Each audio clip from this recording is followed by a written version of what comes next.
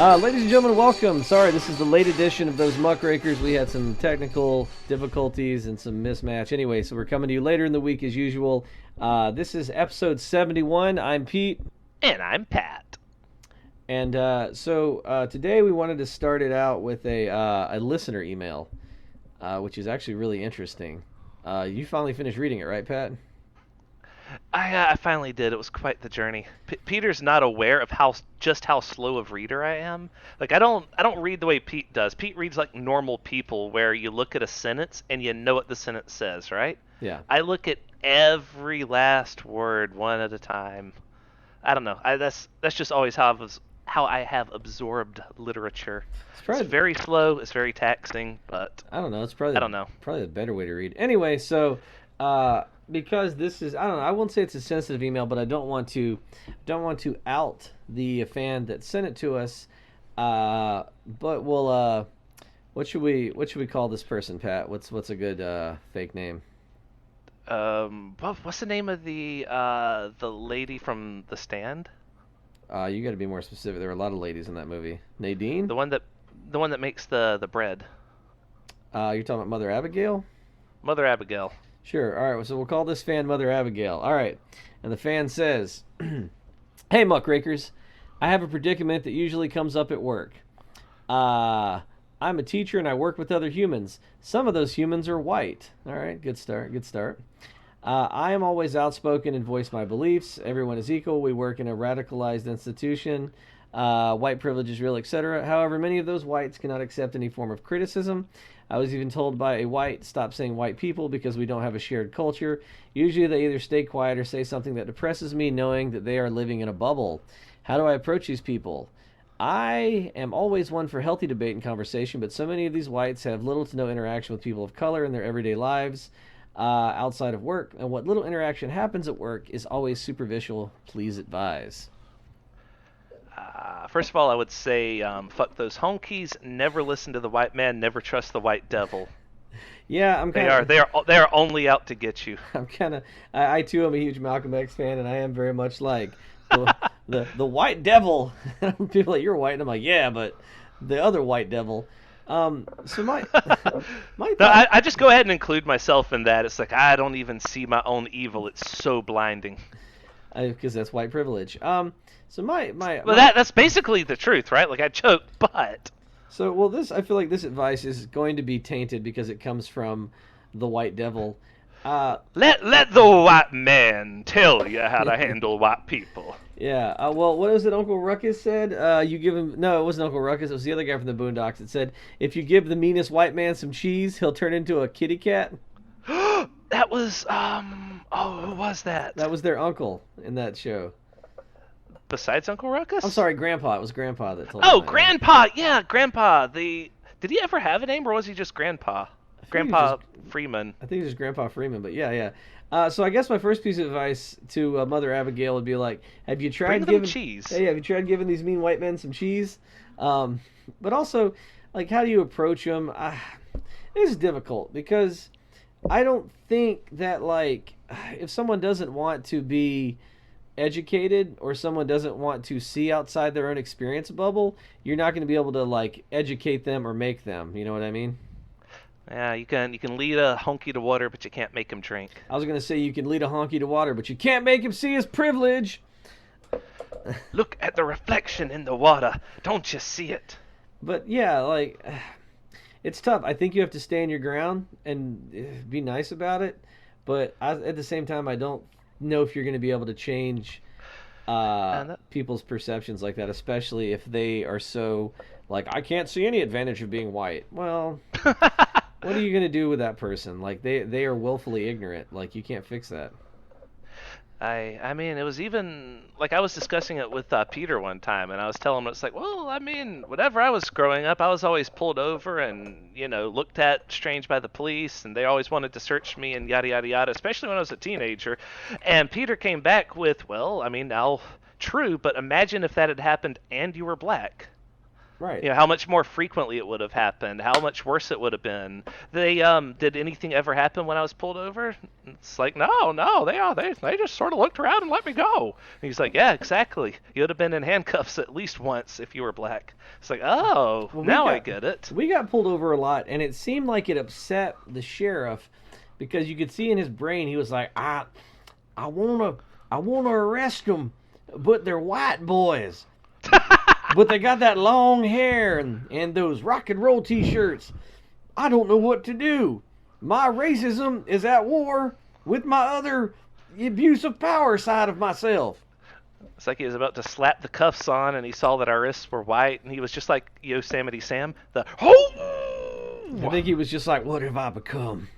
And also, at the end of the day, shit's always situational. Like, each individual person will be willing to see the light in their own way, possibly at their own time. And what I mean is that each case would be different. Like, if you're trying to get one person to see one thing, then how to approach that would be very different than someone else seeing it in a different Here's a perfect light. example of, like, the only thing So, I think, and then, like, again, this is from a white man's point of view.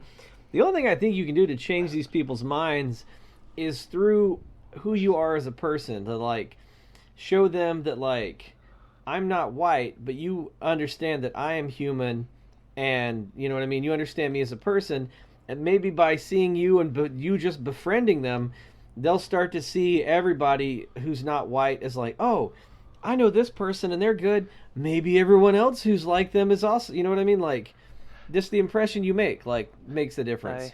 I think part of what she's saying is that she never gets a chance to show that side of herself to them because they only sort of superficially greet each other because it's work, right? And that's she would need to get to know them. Like, maybe that's it. Get to know them outside of work in a friendly way, but you also got to make sure that they know that this is just as a friendship thing. So maybe invite a group of people from work to something, some sort of like team building exercise, and that'll give everyone a chance to know each other. Yeah, I don't know. I don't know how easy something like that would be to do, but if you really want everyone to get to know each other outside of the work environment, get everyone outside of the work environment. That might be something that could work. But more than that, you're just gonna have to accept that, like, you know what I mean?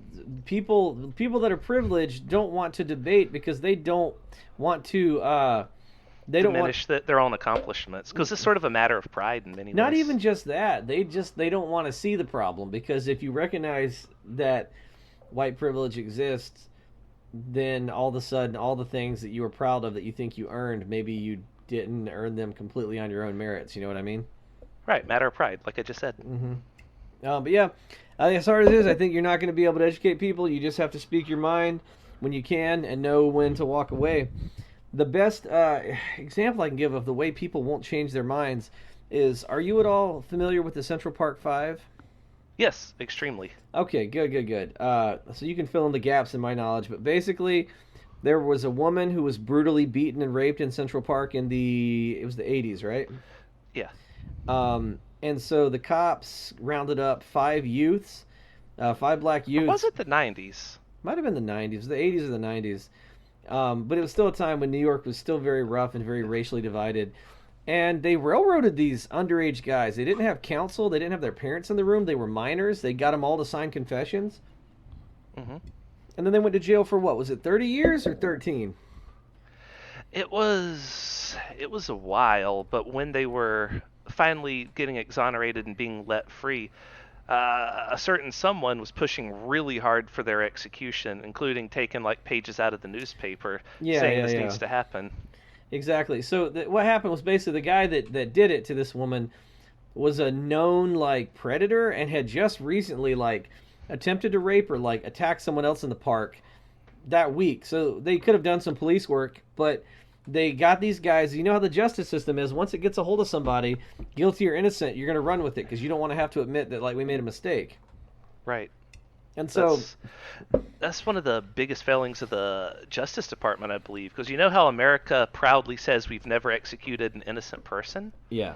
Well, paperwork wise we haven't, but reality wise we Oh definitely yeah, hell yeah. have. Because what happens is once someone's been executed, their case is sealed forever, and there is no mechanisms in place to ever reopen Clear it their ever name. again for any reason. Yeah. Ergo, if they're proven innocent after they've been executed, you can't reopen the case and exonerate them. Right. So we, by definition, cannot execute an innocent person because they'll die guilty, and then it's just sealed, and nothing can ever reopen the So case. it basically, this whole Central Park 5 thing turned into a weird racial revenge case, um, where these kids That's were basically railroaded because this was a white woman, and how someone even said something about they come over here to rape and kill and like over here. So basically meaning that these people have a place they need to be and it's not in Central Park. It was a whole fucking racial fucking railroad job.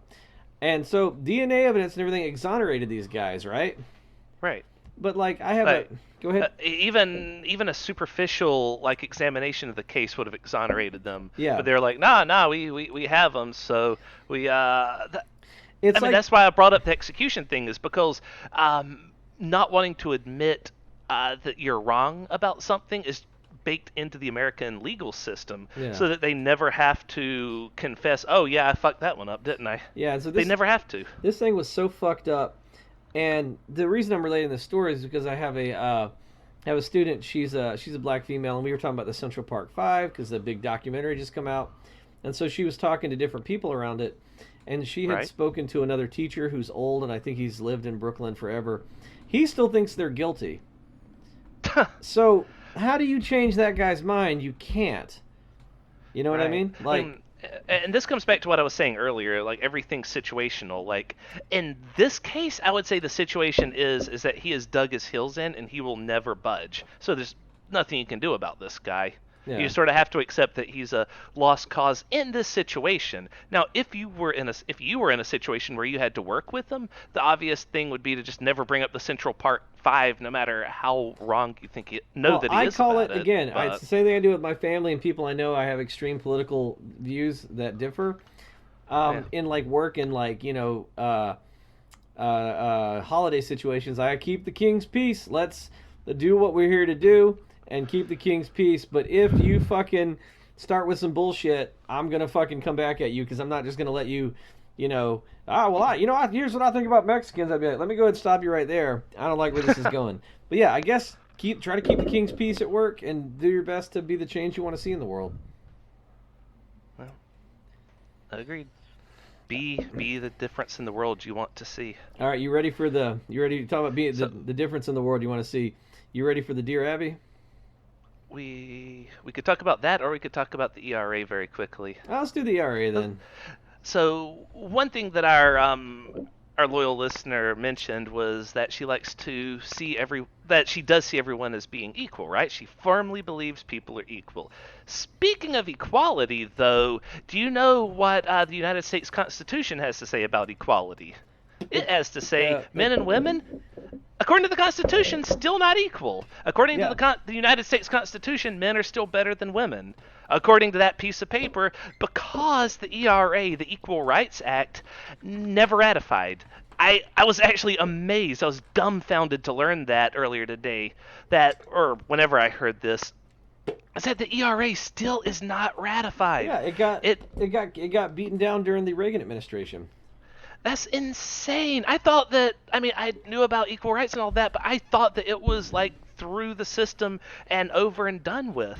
Like I knew that Trump was rolling back like protections for women, but I didn't know why it was so easy for him to do this. It's because it's Yeah. not constitutional. Well, it's like So he doesn't have to worry about fighting the Constitution. It's basically because it's not part of the Constitution. It's not the law of the land. Because it's not the law of the land. It's really more of a suggestion that women should have rights like that, instead of a law. it's like that old song, this is America, dicks in my area. Yeah. No, I mean I don't know. I guess as the sex that is winning right now, I'd like to accept the award on behalf of all men. Um, no, yeah, And so that blows my mind. Okay, so what this needs to become a law is it needs 38 states to ratify it, and so far it's actually 30. We are up to after 100 years or whenever it came out. No, 100 years ago is when women gained the right to vote, but you know what I mean.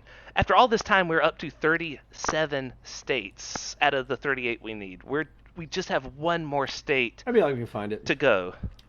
And we'll find it after 2020. I hope.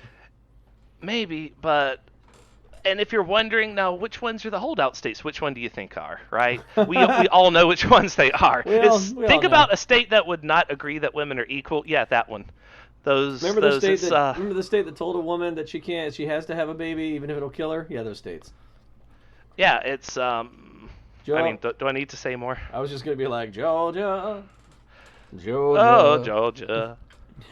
What was what's the the old Georgia classic, misogyny on my mind. Yep. It's an old sweet song. Misogyny. Says women's rights are wrong. You know what? We're gonna do that one of these days. We're actually gonna record a Georgia on my mind. And it's gonna be all the fucked up things about Georgia, and then we'll release it as like a fun thing for you guys. That'd be wonderful. Speaking of you guys, I still have our death metal opening that I've never aired. I'd love to, but that thing's got to get cleaned up some. Yeah. Or just get Peter to say yes to it, and then I'll slap it right in. So everyone, tweet to at those Muckrakers on Twitter and say, Peter, let Pat release his death metal track. I'll tell you what we'll do. If you set up a poll on Twitter and more people vote for death metal, then we'll do it. Okay. All right. But just remember, listeners, that if it's 0-0, then that's a no. Yeah. We need at least one vote yes. I'm gonna vote for my alternate account, right? Oh no! So we're gonna need at least 2 yes votes. Yes, we are. Well, let me tell you. I want to tell you a story about a 57-year-old man who has been divorced for 8 years. Tell us, Pete. That's just a sample. He says, my ex-wife was the one who filed, and I recently reconnected with my ex-wife's sister, Edith, whom I hadn't seen in years. We began a friendship, which has evolved into a serious relationship. My ex is having issues with our romance and has been trying to turn friends, our grown children, and our parents against us. We are both single and enjoy each other's company. That means they're doing it. Is there any reason we should not pursue this relationship because we're upsetting my ex-wife's family? All right, so I missed some details from that. So these two people, why don't they want to have a relationship? Well, he's a 57-year-old man he's been divorced for 8 years. His ex-wife was the one who filed, and he's recently been connecting with his ex-wife's sister, Edith. Oh, yeah. Well, look, if he gets along with the sister, then go for it. Why not? At least he already knows her family, so it's not like he has to meet the parents again. That's always the most awkward part of any relationship. Yeah, I honestly think that this probably just makes things easier, for the kids, your aunt's now your mom. And there's no new people at the family reunion, you know what I mean? And it's been 8 fucking years, so it's like... Fuck off. You know what I mean? Why does it bother you that he's dating your sister? I mean, I guess it'd be less a family or a wedding as it would be a family reunion if they got married at this point. Yeah, exactly. If it was her sister-in-law, I'd understand there being issues with it, but it's just her sister, so. I mean, I guess I could see it'd be weird, especially if the divorce was particularly bad and they hated each other. But it's just like. I don't know, man. Sister-in-law being like a Game of Thrones thing, that'd make it his biological sister. Anyway, never mind. Yeah. I don't know. I mean, I guess get it where you can, buddy. Yeah, I mean, if y'all mesh, then go for it. Life's short, especially for you. You're 58. Get on that. Yeah, you're 57. I mean, like, why? You're 57 and it's been 8 years. Yeah, man. I think when you're climbing 60. Whatever works, man. Whoever you can nail down and be like, I'm going to spend time with you. Just fucking do it. And if she doesn't like it, fuck her. You guys don't have to talk, Yeah, there's that too. Super awkward Thanksgiving, but just like maybe not go to your wife's side of the family for Thanksgiving if that's an issue. Yeah, I think it's totally workable. Or tell her to stay home if she doesn't like it. I mean, I guess there could be more to the story, if it was like he was an abusive husband or something like that. And it's just like, now he's dating your sister. I mean, I definitely agree. I understand the weirdness of it, but when you divorce somebody, you don't really get to dictate who they date. I mean, also, this is kind of like the guy. This is like that story we told where the guy found out he had fucked his fiance's dad. Oh, yeah. That's still my favorite Dear Abby. Yeah. You know what I just thought about? You know how whenever you break up with someone, you also break up with all of their friends? Sometimes. Well, what if that happened to him, but his ex-wife's friends were also friends with his ex-wife's sister, and so whenever they start hooking up, now he gets to be friends with all of his old friends again. Right. Oh, this is going to be wonderful for him. I mean, at 57, it's just one of those, just like, God, just deal with it, you know? The kids are grown. Yeah. It's just like, yeah, like, fucking, I mean, what are they going to do? Scream, I hate you, Mom! It's like, go do your job. You're old. You have kids of your own. You're 57 and you got grown kids. Tell them to go to work. Yeah. Fucking assholes. All right. Our next one comes from dear Amy. And I think you'll like this one. My wife and I host a family dinner every Friday night. There's only one problem. My sister's ill-mannered eating habits. I already hate this person because, like, family dinner every Friday? Ugh. Yeah. She is a one. Go ahead. So they invite like extended family over? I guess it's the whole family. It sounds like it if his sister's there. Oh no.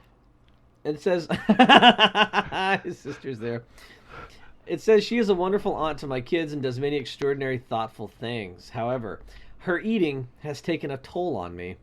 I simply can't enjoy my dinner when she is at the table. She attacks her food like a starving animal. She gulps her water so loudly that everyone at the table hears. She chews with her mouth open and she talks while chewing her food.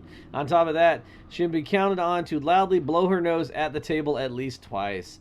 She blames her loud gulping on a stroke that she suffered 30 years ago. I really doubt that, but okay, but what about all the other things? We've always had a strained relationship, and the very last person she wants to hear from about this is me. She greatly respects my wife, but my wife won't say anything, even though she's put off by my sister's eating habits as well. If I say anything, I risk that she will not come over again. If I don't say anything, my weekly dinners will continue to be ruined. Well, how important are those dinners to him? It sounds like they're very important, because I was about to say, if it was me, I would stop having family dinners, problem solved. But he sounds like he really wants to preserve them. Right. So, okay, what he's afraid of is that if he says anything, she might stop coming over. I say problem solved, right? Like, either she gets better or she stops coming and you get to keep having your dinners. Say something. Embarrass her. Do anything to get her to stop. Okay, so the only thing about this that bothered me was blowing her nose at the table. You know, one thing that caught my attention was he described her eating like a starving animal. Do you think she eats well enough at her own house? Like, what if she actually is hungry all the time, and if he would just bring her, like, little dinners every now and then, she could, not be so hungry? I mean, she also fucking had a goddamn stroke, and he's like, 30 years ago. I'm like, yeah, but that's permanent damage, idiot. Like... your brain doesn't recover if a chunk of it's dead. Yeah, like, so maybe the eating stuff has to do with the stroke. It would just be the blowing the nose. I would take her to the side and be like, look, I'm not criticizing you, but can you please step away from the table when you got to blow your nose? That drives me crazy. And just live with the other stuff.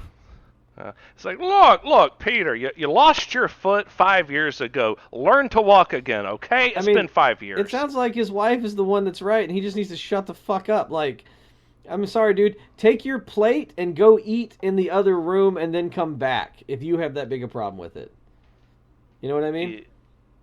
Yar. It's like, she had a stroke. Why should she have to go anywhere? You're the one that sucks. Yeah. You know, another idea. How big is this family? Because if there's like 30 people over, just move her to the other end of the table and let other people deal with her. Yeah. That way she's someone else's problem. You can enjoy your meal. It's just like, I don't know, man. Because I don't get really annoyed at the way people eat. The blowing the nose would bother me just because it's just like, you can go step in a corner or like walk to the bathroom and blow your nose. Like, do that. Like that, because that's kind of weird. Like, that's a controllable thing. But the other stuff is just like, I don't know, man. Fuck off. I don't know. See, how she eats wouldn't bother me so much because I always eat like an ex-con, where I sort of, I hover my entire body over my food, eat as quickly as possible, and then I'm just done, and I can just either talk or get up and leave. So I wouldn't be afraid of her slopping all over my food or grossing me out. I would be done probably before she sits down at the table. Yeah. I don't know, man. Also, family dinners are fucking awful, so I don't know. Fuck this dude, I guess. Yeah, for that matter, if this was me, I wouldn't be hosting family dinners every Friday. That's insane. Like, that's worse than Weird Al's mom as he is growing up, It's like, oh, big bowl of family dinner! Every single Friday, it was driving me crazy! So one day I was like, hey, sister, what's up with all this slurping? And my dear sweet sister, she just looked at me like a cow looks at an oncoming train. And she leaned right down next to me. And she said, "That's good for So you." we're just gonna cut out all the Weird Al lyrics, right? It's just you Yes. ranting and raving for like 5 minutes at shit nobody knows about. All right. So I got a question for you, a theoretical question, if you will. Is it physics? Yes. Go. Yes, it's physics. Okay. So Hell yeah.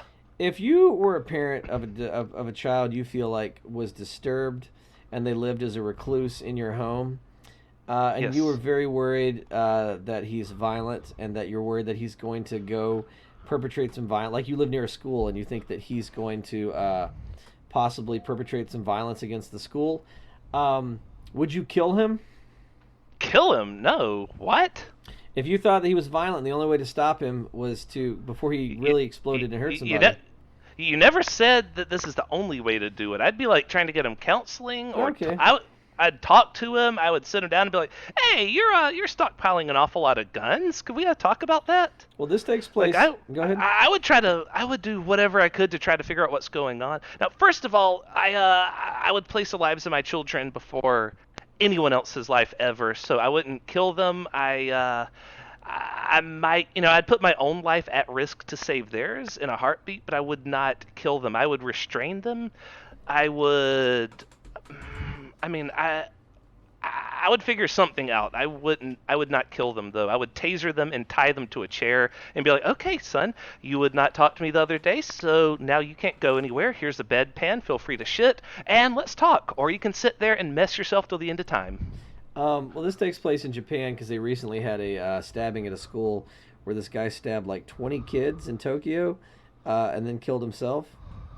And they were all Oh, kids. So this guy, his son is what the Japanese call, he's a recluse. They called him, an otaku. no, not an otaku. It's Really? like hikikomori. Hikikomori? Yeah. Yeah. Which I guess basically are like weird neckbeards that live as recluses. Anyway, the guy says, Hikikomoris are actually kind of a plague in Japan right now. Some of them are like really sad stories where they can die and be dead for several years if they've paid in advance on their rent. No one's checking in on them, right? and then eventually they start leaking through the ceiling onto their downstairs neighbors, and that's how you know they're dead because they die and their body just liquefies over the Well, it months. really depends on how, I guess, polite your neighbors are, if they're going to say anything about the dripping or if they'll just politely ignore it like everyone in Japan does. Put a bucket down. So this guy says his son continued to confine himself at home. He sometimes committed violent acts against me and my wife. His violence had continued from his junior high school days. He reportedly held a lighter to his mother's skin, which was just one of his numerous violent outbreaks. Um, Yeah, I would not let it get that far. Jesus Christ! Like uh, he would put a lighter to my wife's skin once and would not again. it says the kid's hostility is escalated on the morning of June 1st. When his dad claims he was getting, I'm sorry, not his dad. The dad says he was getting irritated by the noise coming from a nearby elementary school. Sorry, I'm getting these all confused. Not the dad, the crazy guy, the recluse. He was getting irritated by the noise coming from the school. After his dad confronted him, he lost his temper. This made his dad fear that he was capable of repeating the May 28th attacks on kids nearby, and he says, I had to prevent him from turning his anger against the children. He stabbed his son multiple times in the chest and other parts of his body, then called the police. So the question is, was he, in that feeling threatened and like he was going to go do something to those kids, was he right in stabbing his son to death?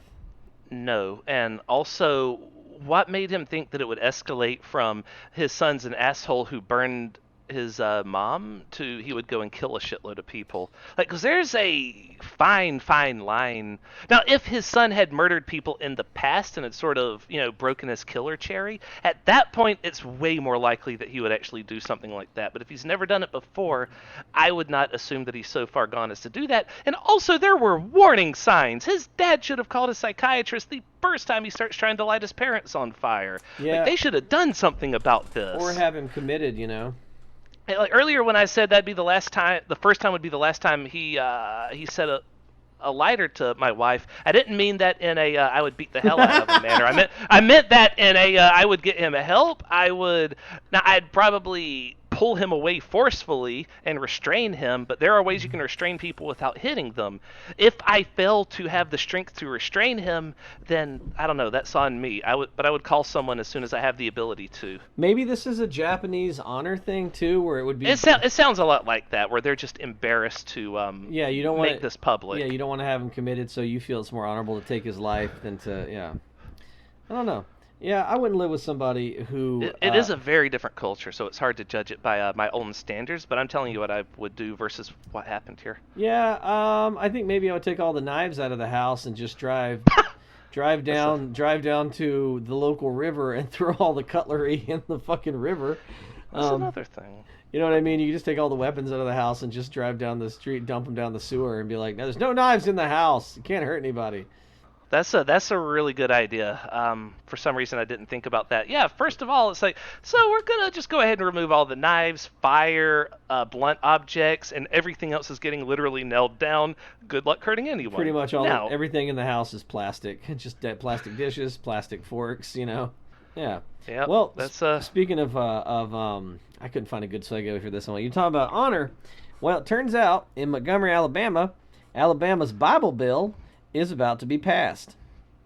Bible bill? This is the most batshit insane thing I've ever heard. Alabama so-called Bible literacy bill, which passed the House on Thursday, is unconstitutional on numerous grounds. It encourages teachers to discuss the Bible as a source of morality and public policy. It also allows schools to display religious materials like crosses during certain classes. Under SB 14, parents can't sue school districts if the teachers try to indoctrinate children, a provision that blatantly violates parents' and students' First Amendment rights. Now, this is really going to surprise you, Peter, but Alabama, not one of the states that agrees with the ERA. Yeah, well, it's just weird that you would even try to pass this bill because I guess right now what everybody's doing is every batshit insane right-wing bill that you want to pass, Bibles, abortion bans, fucking keep women as slaves in your basement, everyone's like, fucking run it through, man. It's now or never. Yeah, because with Trump as president, they know that the guy upstairs has their back, and also Trump just appointed Rapinoff to the Supreme Court, so they know that with now multiple accused rapists on the Supreme Court, now's the best possible time to fuck over women, to fuck over everyone, really. Well, it's just do it now before we get a Democrat in the White House to stop this shit from happening. It feels like it's a 50% off sale at Bass Pro Shop. Just everybody's like, what else can we get? Well, we done got abortion and Bibles. What else you want? Well, I'm thinking, and listen, I'm just spitballing here, fellas. I'm just thinking, what if we dial back the clock to before 1865 and maybe get slavery going again? And the next thing you see in the news, fucking Alabama reintroduces fucking slavery legislation. Like, that's the next, if this was a sketch, this is the next logical step to heighten it. And then we get to see Fox News out there be like, well, the Constitution doesn't explicitly state that slavery's wrong. And also, as an originalist, I believe that the founding fathers, if slavery's good for them, it's good for the country. Oh, yeah, More of this at 11 with Bill O'Reilly back. Yeah, someone's going to be a goddamn fucking constitutional douchebag when they try to reintroduce slavery to Alabama and just be like, well, in the Constitution now, our founding fathers made provisions for slavery. It's in the Constitution. It's just like, go fucking die. All right, you ready to get angry if that last one didn't anger you up enough?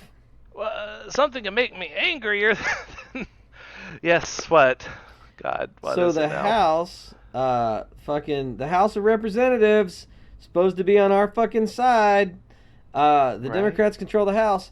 Passed a measure Wednesday that will allow gun owners with concealed carry permits from one state to carry them in other jurisdictions. It's called the Concealed Carry Reciprocity Act. Basically, it means that states are no longer able to have their own gun legislation. I have a question. Yeah. Why does that get passed, but if weed is legal in your state, you can't just carry pot into another state and get high there if it's illegal in that state? Exactly. And this is fucked up because... That also means that if a cop actually manages to catch someone with a concealed weapon in a state where they should not have it, they now also have to check that person... They also have to know the law of every other state to check that person's ID to make sure that they're okay to have it there. Well, what it means is that any states that have made any fucking inroads into gun crime, for instance, New York, because it's very hard to get a gun here. Now you can just go to fucking Whistle Dick, Alabama, get yourself a concealed carry permit, come on back to New York and shoot the fuck out of everyone. It's the same reason, you know how people like to point out how Chicago is a shooting gallery and they have the most strict gun laws in the nation? You know why that is?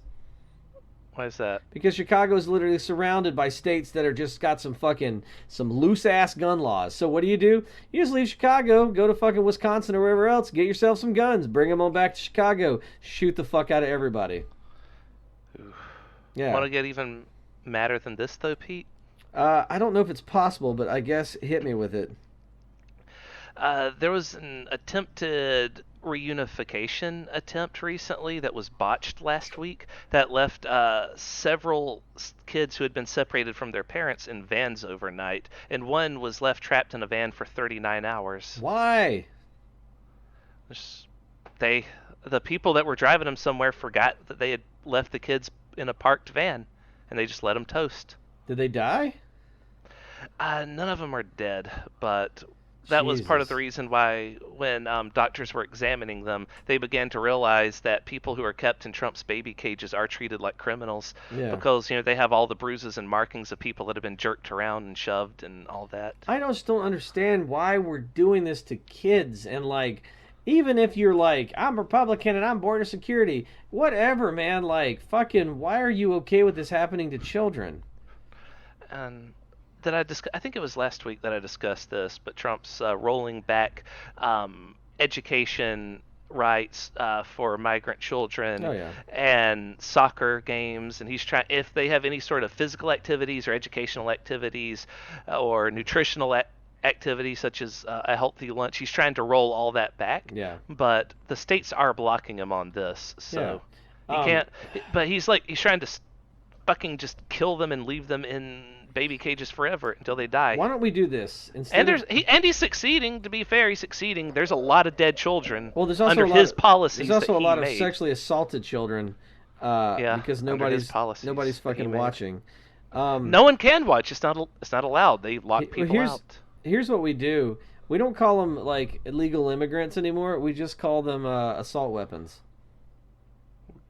Oh, and then they become legal to just come into the state. Because, Peter, they are legal to be citizens in where they come from, so why can't they take their legal citizenship and have it be valid here in America? I just imagine the people that don't care about the migrant children that are dying, if you were just like, Border Patrol agents left 3 AK-47s for 39 hours in a van, and they'd be like, this is goddamn you mean they just left their fucking firearms in a goddamn car? The heat will warp the stock! I tell you what, we got to do something about this. We got to go to Washington, and we'll just fix it like that. Let's just call these kids assault weapons, and then everybody will fetishize them. Yep. Yeah. Just like their jailers too. Well, and that's just I thought that people that were like, we're setting up concentration camps. I'm like, you're crazy. They're detention camps. They're not. Well, you know what? Nope, I'm fine. They're fucking concentration camps. It's like the Germans. There was a period in Germany during World War II when they were rounding up the Jews and they weren't sure what they were going to do with them. Yeah. They were like, there was a big German plan where they were like, I don't know, why don't we send them to like an island somewhere? And they're like, yes, that would be good. And then someone else is like, I have an idea. Why don't we just kill them all? Like, that's what we're going to get to. Watch. They're going to start fucking murdering migrants. I bet you money if this continues, that's where it's going to... You got these people, we got to hold them. What are we going to do with them? Fucking kill them. That's what they're going to do. And that's literally just like the dawn of the next Holocaust. As soon as that happens, just exterminate all the Mexican-American immigrants. Yeah, all it's going to take is maybe the right crime with an immigrant. Oh God, an immigrant actually commits a crime somewhere, and Fox News would just never stop orgasming as they just play it 24/7. An immigrant finally proof that MS-13 or whatever it is doing the crimes. Yeah, an immigrant is accused of a violent, like Central Park 5 type crime, and then all of a sudden we have to exterminate all these. Yeah, that's what's going to lead to, man. Well, speaking of extermination, I talked to you about this earlier. You ready for some ISIS news? Yes. So a member of the ISIS torture squad known as the Beatles, which killed U.S. hostages, said he's sorry. and the truth has to Ah, come out. not Um, not them and their this yellow guy, submarine. this guy was known as one of the Beatles because he was one of the ISIS guys that had like I guess a English accent, and they're famous I for how brutal they are, and they fucking tortured and murdered people. However, they're arguing that they had only been involved in ransoming, and they weren't actually part of the torture or murder. So they're like, oh, I was just an ISIS guy in a video with a knife. I didn't actually kill anybody. They did. And they're trying to get extradited back to the United States, I guess, because they don't want to play ISIS anymore. right. Um, yeah, man, fucking bring them back, put them on trial. In the words of Mr. McMahon, Vince McMahon's old theme song, you got no chance. Like there is no jury in the United No States. chance in hell There's they've got. That's all the lyrics. yeah, there is like literally fucking no jury. I think in the United States that would I just can't imagine you not being convicted. Um, yeah, but it's just and it's so weird that like the apology too. He says, and this is the worst part about it. I think he said, "I consider my role in this whole scenario and this whole episode as one of my mistakes that I would like to apologize for." And I would like to apologize to everybody who was affected directly or indirectly. Does that seem like a bullshit apology to you for some dude that sawed off a journalist's head? Yes. That seems real insincere. I want to see more than that. I heard a lot about that killing since it happened, though. Like, Jamal Khashoggi was, because he was critical of the Saudi government. These douchebags, I guess, just were like, let's go join ISIS. And then they were like, oh, this isn't going well at all. Can we come back to the U.S., please? oh, this isn't going well at all, is it, John? No, it Yeah. isn't. Let's go back to the United States because they're the Beatles. Exactly. Yeah. So that's I got one more article and I kind of don't want to share it. Oh yeah. It's kind of painful. Well, I mean, you don't have to bring up anything you don't want to. It bothers me. Like it's just like we can't have nice things, you know. I guess I got to Hmm. talk about it now. So a biographer of Martin Luther King Jr. penned this really explosive thing about Martin Luther King that people didn't know about. All right. Like everyone kind of knows that he had a lot of sex. Like he was getting it daily, nightly, and rightly. But apparently, it turns out it was like 40 women, from prostitutes to people inside his own inner circle. And we know a lot of this because the FBI was like spying on him like crazy, right? Hmm. But apparently, there was an incident in 1964 where King reportedly looked on and laughed and offered advice to a fellow preacher who was raping a woman in a hotel room. Oh. Well. Um, the problem with this is it comes from the FBI, who was trying very hard at that time to discredit Martin Luther King. But it's also one of those like, was this a thing that really happened, or was this one of the FBI's just like, yeah, like, I will say this.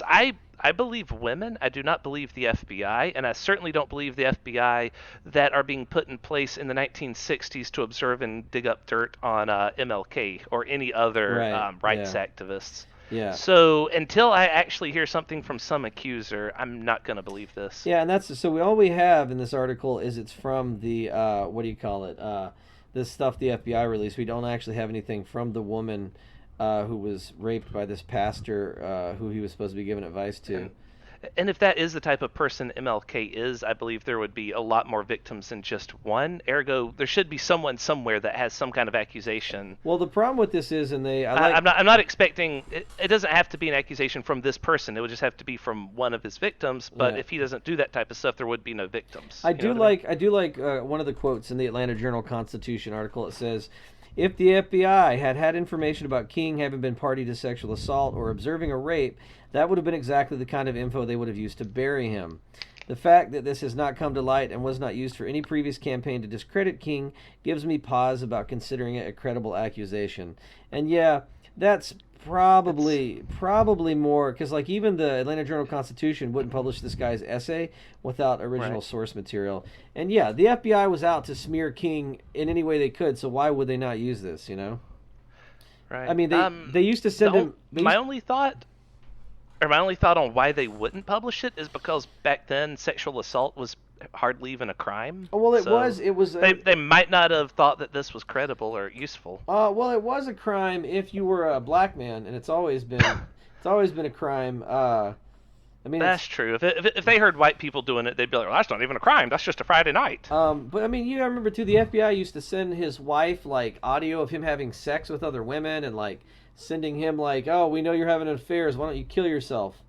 So they definitely would have used that. I think if it was, So the FBI was Twitter before there was Twitter. Why don't you kill yourself? yeah, they kind of were.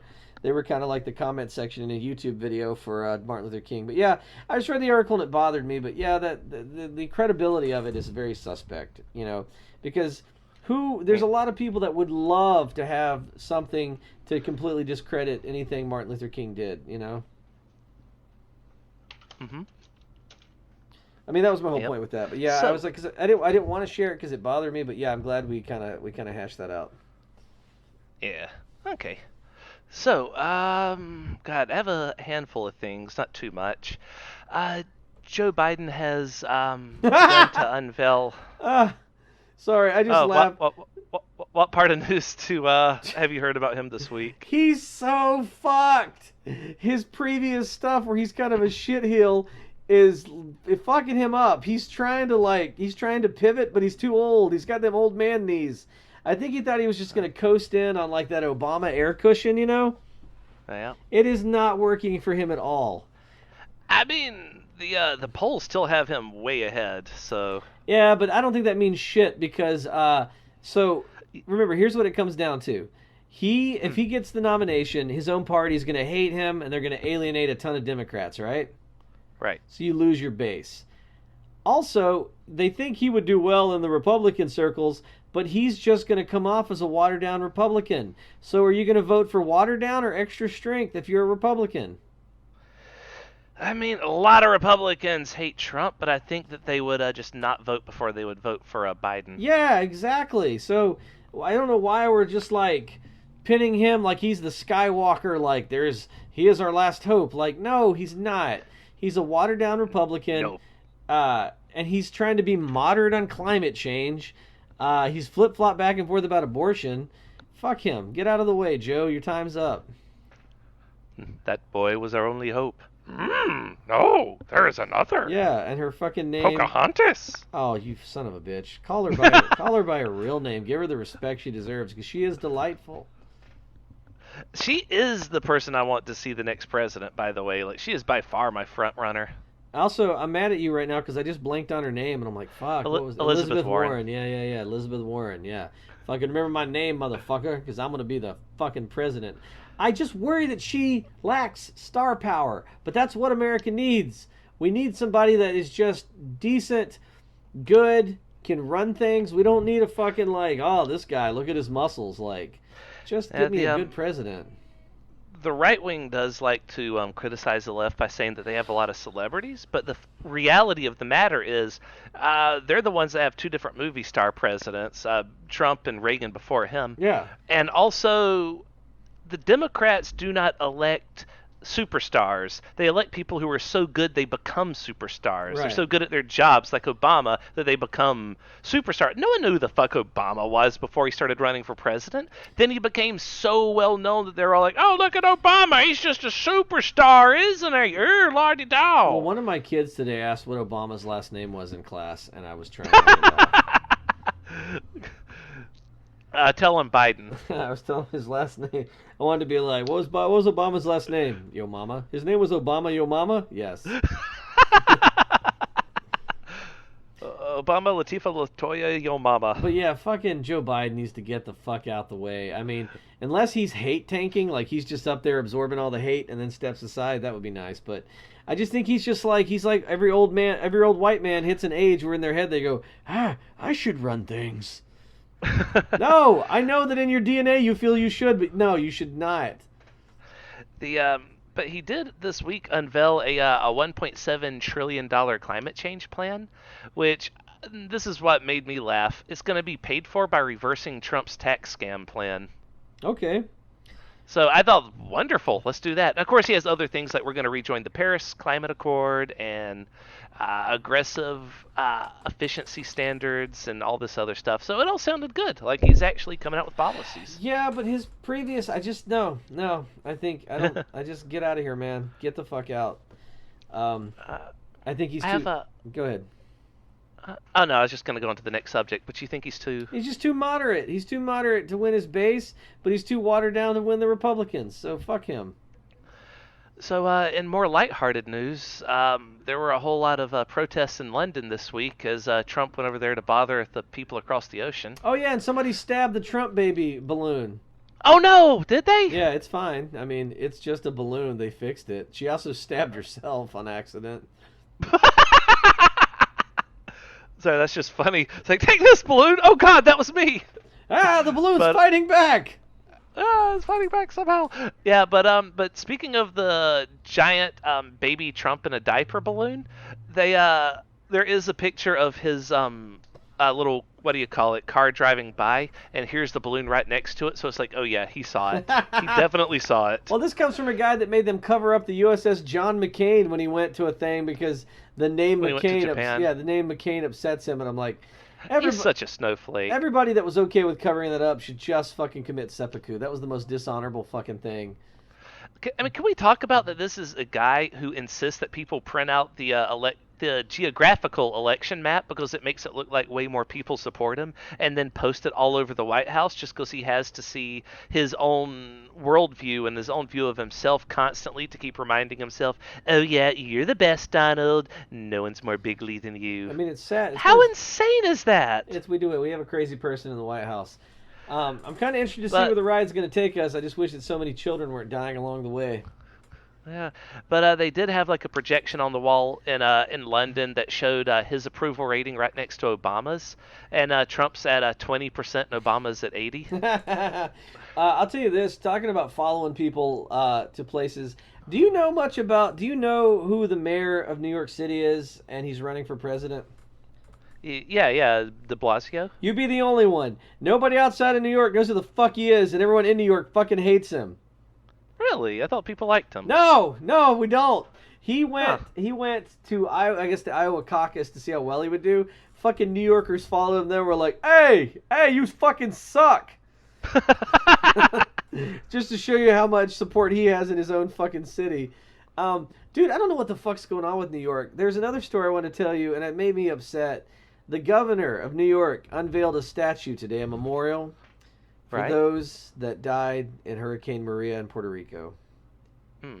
And I guess that shouldn't be upsetting, but what bothered me is I'm like, they're still there! They're still dying! You're unveiling them. That'd be like if I went home and buried my grandma. She's alive! Yeah, people are still suffering in Puerto Rico, yeah. and that's one of the reasons why I say that Trump is worse than Osama bin Laden, is because Osama bin Laden on 9/11 caused the deaths of around 2,000 Americans, right? Right. Trump, in his grotesque mishandling of the Puerto Rican disaster, including telling everyone that it was an A-plus job and that everyone's fine over there, discouraging people from going over there to continue rescue efforts. So he's actively discouraging people from going and doing anything on top of not doing anything himself. Well, no one else is other doing than anything either. You know what I mean? Like, no one else is right, going. because the president says it's fine and he pushes the subject away from them. It just upsets me that, like, we're going to unveil a memorial so that no one will ever forget. And I go, they're still there. Like, they're still... Right, but his grotesque mishandling of it has caused the death, or the damage from the hurricane not being repaired has caused the deaths of another 3,000 people over the first year after the hurricane hit. And I firmly lay those 3,000 lives at Trump's feet. Yeah, and that's more American lives than 9/11. Ergo, Trump has caused the deaths of more Americans than 9/11. I'm not even trying to give Trump off the hook. I'm trying to put the rest of the government on the hook right now either, because they're not doing shit either.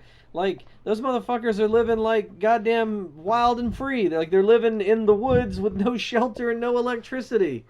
Yeah, and I mean, Flint, Michigan still doesn't have good Flint water. doesn't have fucking water. What the fuck, man? Flint, Michigan has flammable water. If anyone's not listening, is not aware. If you go over there, the water is brown. It's full of, what is it, like lead from the piping or something?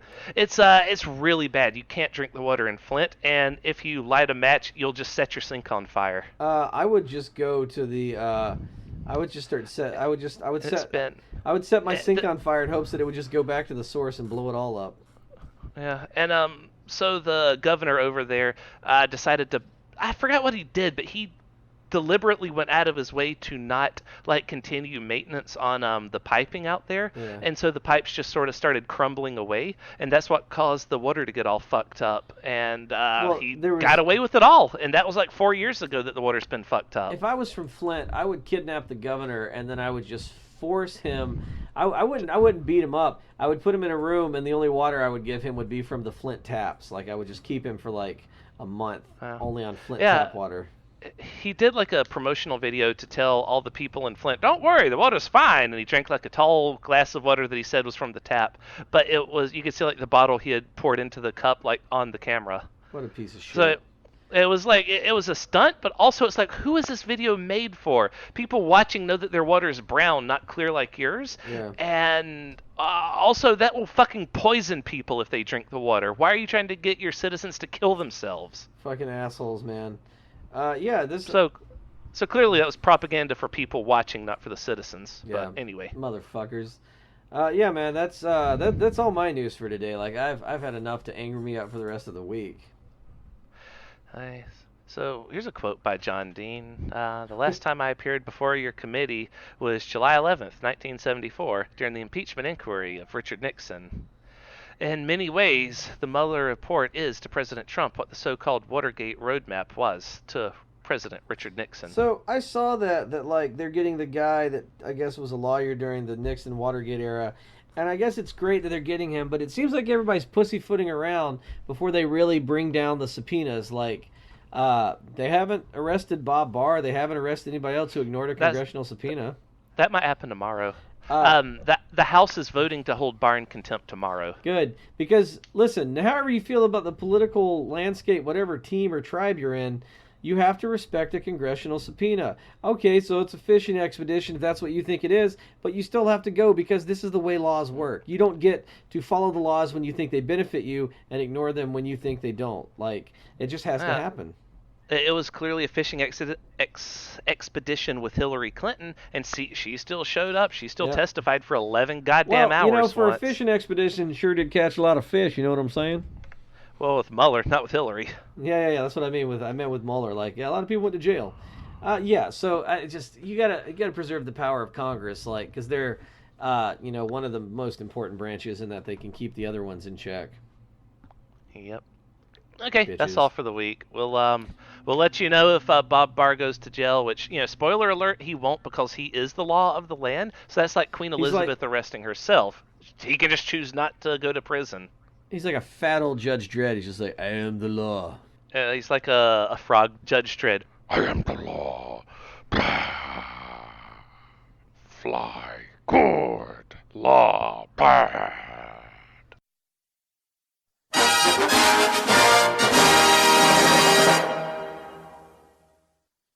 Hey, Bob Barr! Fuck you!